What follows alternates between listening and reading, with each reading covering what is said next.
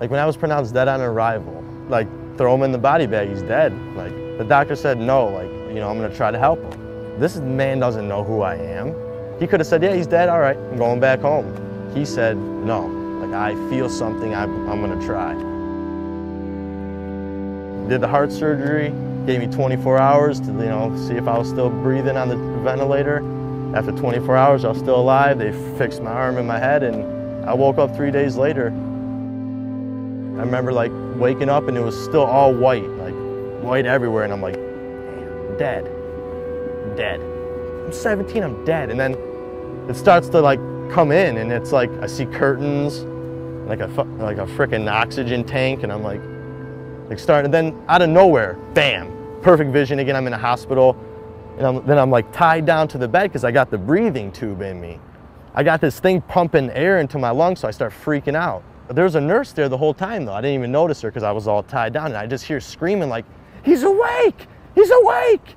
And I see her like running out of the room, and then like running back, like 3 more nurses and the doctor, just this woman just coming around the corner, flying, like throws her clipboard in the air, runs up to me, oh my God, you look beautiful. Like, and in my head, I'm like, what do you mean? I look beautiful? I can't even, what's going on? Like, am I tied down? And then she's like, all right, 1, 2, and like on 2, she pulled that thing out of my throat, man. I got to breathe again, like real air, like, and, you know, of course I coughed up a ball of tar and BBs, but everyone was just looking at me like, you're alive, like you're breathing on your own right now. Like, what's your name? I don't know. What year is it? What? Who's the president? Huh? Is there any way we could contact anyone you know with a phone number? I was like, 2-7. Out of anything, my name, anything, the year, only thing I remembered after that was my father's phone number. For 3 days, my family didn't know. My father was outside, like, spraying out the garage, and he got the phone call from the hospital saying, I think we got your son, he's been shot, but he's alive. So, I don't know how my parents had it. I don't know how that feels, like you're a father. Like, so, I don't know, it chokes me up because like, it's crazy, but they came down there, and I remember like I seen my mom come in and my dad, and I'm looking at him, I was like, Mom, you can't get mad at me right now. She's like, mad? You're alive, you're alive. After like the 4th day, they were like, all right, get up, you know, start walking, like, let's go. I'm like, let's go where? He's like, you're going home tomorrow. I'm like, it's been 5 days. He's like, dude, you're going home. What do you want to live in a hospital? You want to go live your life again? I'm like, sir, I got a hole in my chest the size of a teacup. He's like, listen, Ross, I'll give you a tip of advice. You live through this, you're gonna be okay. Just go home, live your life, don't hang out with these kids anymore. After 5 days, they sent me home. So like, I'm shot, you know? My parents are asking me questions. My dad's asking me, what are we gonna do about it? And I'm like telling him, like, Dad, I know who did it, you know? The next day, like, out of a movie, like, these men in suits came in. And my dad's like, yeah, can I help you? And they pull out their, you know, badges and FBI, you know. They say the kid's name. And I'm like, yeah, I know him, that's who shot me. He's like, oh, could you identify him through a picture? I was like, of course. Pull out a picture of the kid. I said, that's him right there. He said, Ross, we have him in custody. I said, how? I just woke up like 2 days ago. I just learned how my name again, like how to talk.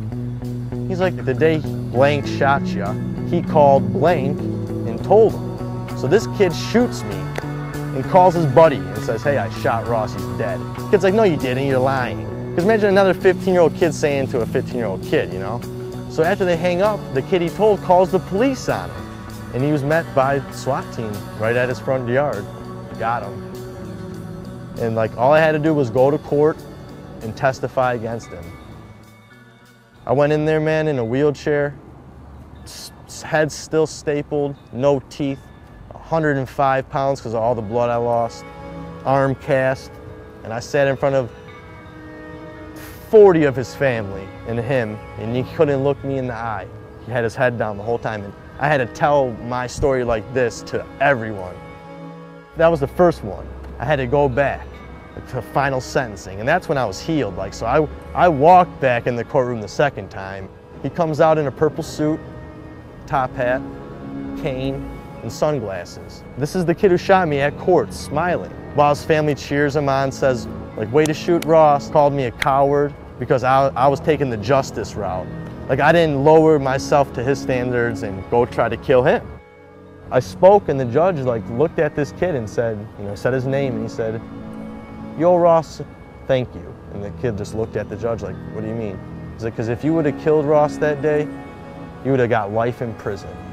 But since Ross was a warrior and survived, you get a second chance," and he just slammed the gavel on him. He said, "Go have fun in prison for 35 years. Well, I found out that the cause of the shooting was because he had to join a gang. That was his initiation was kill a random person. He had to pick someone, so he just thought I would be the guy to pick." Yeah, that happened in 2007. Been about 4 years. And I'm telling you, the first 2 were the hardest. Like, it's hard, like waking up and knowing like someone tried to like shoot you down. You got to get through that every day. Like seeing people.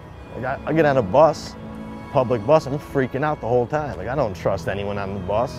For a while, my mother had to like take care of me as like how you do an infant, like washing, changing, feeding. Like, I'm 17 years old and I got my mom bathing me. I can't move, I got no hand, I can't talk. I'm all weak. And my dad and mom were like, "Ross, like, come on, like the doctors say, like, give it time." And then all my friends like coming to see me, hanging out with me.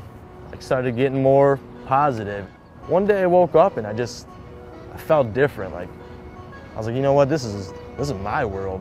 That's what like every time in physical therapy, like I would try to do something, mess up, I'd be like, well, it's like a nollie backside flip. Like, you're gonna mess up until you try it and land it. When I'd mess up, I'd be like, nollie backside flip, and then I'd get it. Like, I'd do something with my hand and like put the thing in, and the doctor would be like, "Oh yeah, good job, like you did it." And I'd be like, So I like started living my life as like skateboarding. It's been working. I'm very blessed. I see it now. Like, when before I'm like, you know what, like I'm so unlucky. Like I went through all this getting shot, and really like I look at it now after like maturing and growing up. Like, it just gave me like a whole new leg up on life and how I can live my life, and it's crazy. Like, it's like makes me happy to be alive, and just like I'm so grateful for everything. Like, I just look at what I got. I don't look at what I don't have. Look at what I have.